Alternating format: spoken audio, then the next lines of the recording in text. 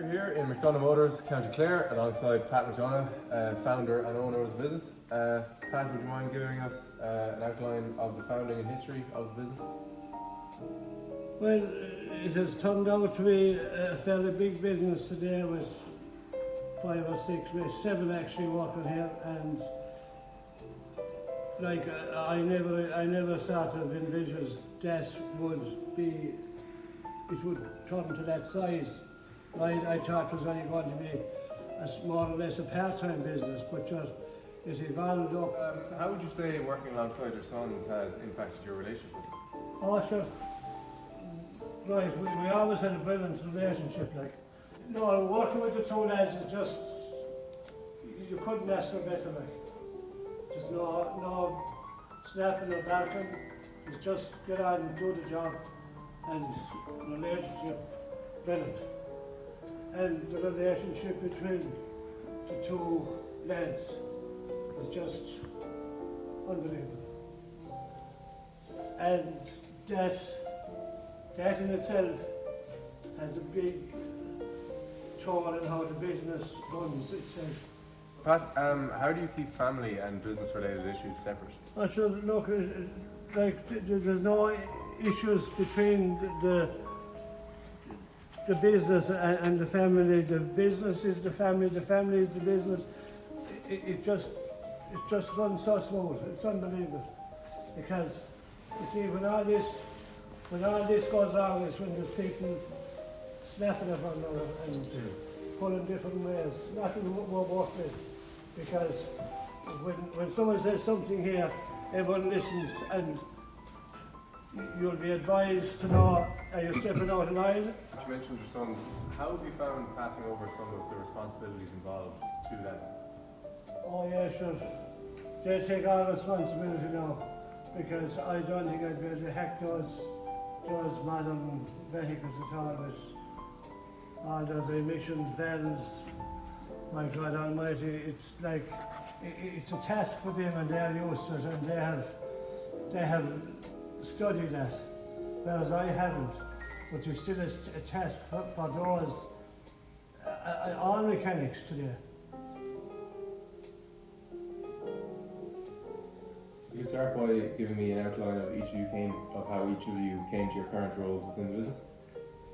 Okay, I'll start, I suppose. I was born into it and never knew any different, so it was just what I knew always from the uncle, and it progressed from there, and then married this one and eventually roped her into it. And then I had a very different start. So I'm a chartered accountant, so started in that line of work in a corporate environment for about 12 years. And then I suppose as I had the kids, I had 3 small boys.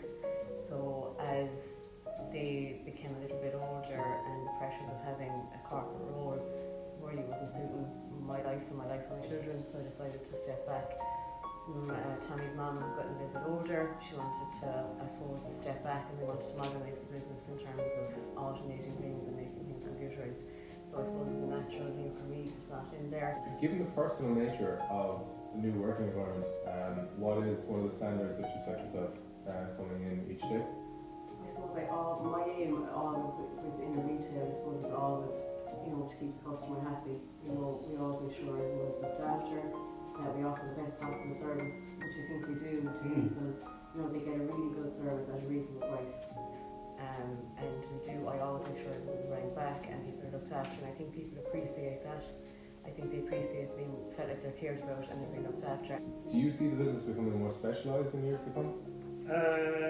Yeah, it is definitely becoming more specialised. Everything's getting more complicated. It's just more complicated electronics and stuff. We're up to speed really with most of the stuff, like up to this point.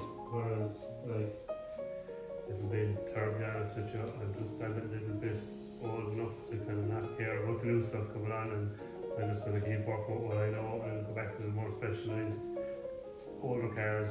So again, Gary, what would you say are some of the competitive advantages of this business specifically? Again, I suppose like what I referred to earlier, I suppose we have where we are situated in, we have a bit of a monopoly in the market. We have nobody near us. 4 garages are closed around us. We have nobody's replaced them. Our biggest challenge is getting mechanics. The mechanics aren't available. People aren't going into mechanicing because there are more preferable electricians, more preferable trades that are obviously more profitable and can make more money.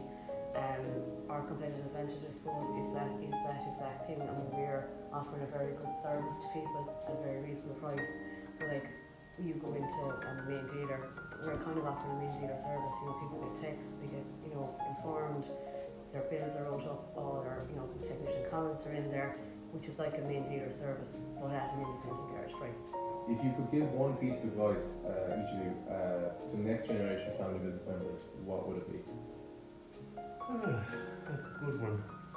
I suppose if they were starting out and they were hell bent on being mechanics, I suppose I would teach them, if they go down the normal channels of going to FOSS and everything, they'll be taught a lot of modern stuff coming along, and that's very important.